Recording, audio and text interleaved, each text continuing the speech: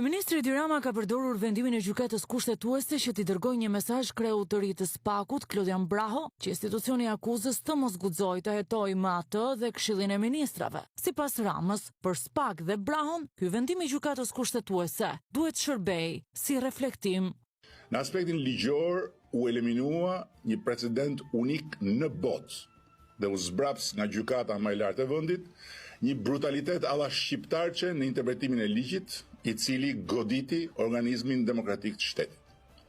Ndërsa në aspektin ndërinstitucional, kjo befasi antikushtetuese dhe antidemokratike, ku një prokuror dhe një gjykatës morën kompetencat e kryeministrit, presidentit, parlamentit, duke tollovitur shtetin dhe duke kthyer një proces ligjor në një gjyq partizan jashtë kornizës ligjit, kërkon me dorëmos një reflektim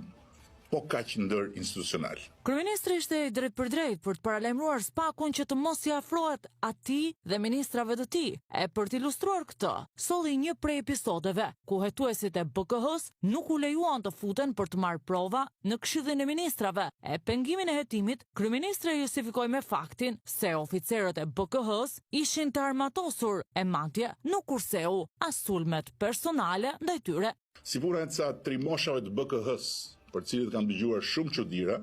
po kishin ardhur një ditë në godinën e Këshillit të Ministrave dhe nuk donin të linin patllaken tek dera, sipas rregullores sigurisë së lartë të Gardës së Republikës. Pra, nuk dua kurse si të them se ferrat e mendësive dhe sëmundjet vjetra e kanë marrë uratën e drejtësisë re, por dua të ndaj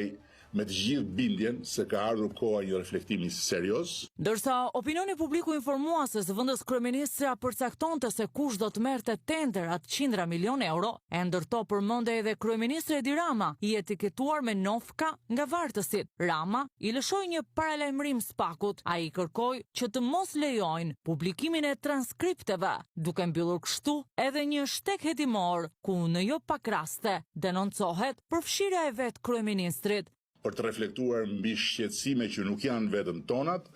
apo me lëre mediatike të llojit Big Brother, me transkripte telefonash të nxjerra në shkeljet ligjit nga dosjet hetimore, për cilat po ashtu BE-ja ka korniza shumë strikte ligjore. Për gjyqtarët dhe prokurorët, kryeministri Edi Rama pati edhe një mesazh të fundit, ku i paralajmëroi se ai gëzon pushtetin e qytetarëve dhe çdo vendim i tyre do të interpretohet si cënim i pushtetit të tij. Jo për herë të parë fatkeqësisht, po për herë të dytë.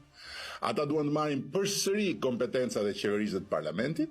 duke u treguar jo thjesht të zgjedhurve, po vetë zgjedhësve, se mbi vullnetin e tyre dhe përtej kufive kushtetues mes pushteteve qëndrojnë ata,